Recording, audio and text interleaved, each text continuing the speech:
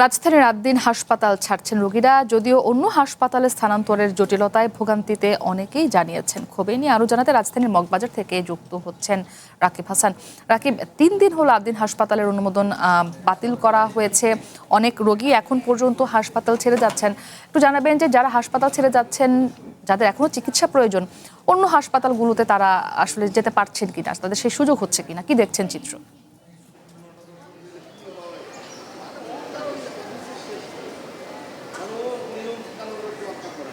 মুক্তি ৬ নবজাতকের মৃত্যুর পরে যে লাইসেন্স বাতিল হয়েছে আদ্দিন মেডিকেল হসপিটালের, সেই রোগীগুলো কিন্তু এখনও পুরোপুরি খালি হয়নি। মূলত এখন পর্যন্ত আমরা জানতে পেরেছি ২০০-র অধিক এখানে রোগী রয়েছে।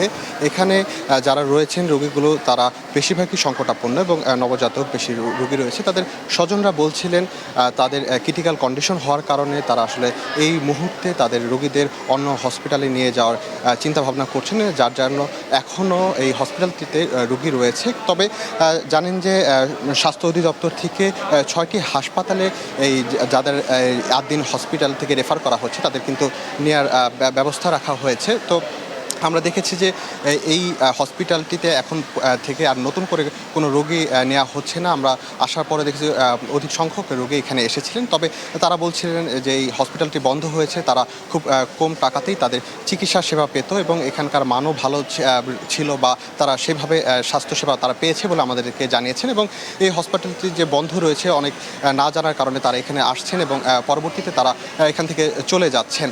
তারা বলছেন যে একটি অ্যাক্সিডেন্ট হয়েছে, তবে এই লাইসেন্স যদি বাতিল না হয় সেই বিষয়টি যদি সরকার একটু চিন্তা ভাবনা করে দেখে, কেননা যারা মধ্যবিত্ত বা নিম্নবিত্ত শ্রেণীর যে মানুষগুলো রয়েছে তাদের বেশিরভাগই দাবি যে এই হসপিটাল থেকে তারা কম টাকাতে তারা চিকিৎসা সেবা পেত এবং সেভাবে এখানে মানগত বা সব দিক থেকেই ভালো ছিল বলে তারা জানিয়েছে। এবং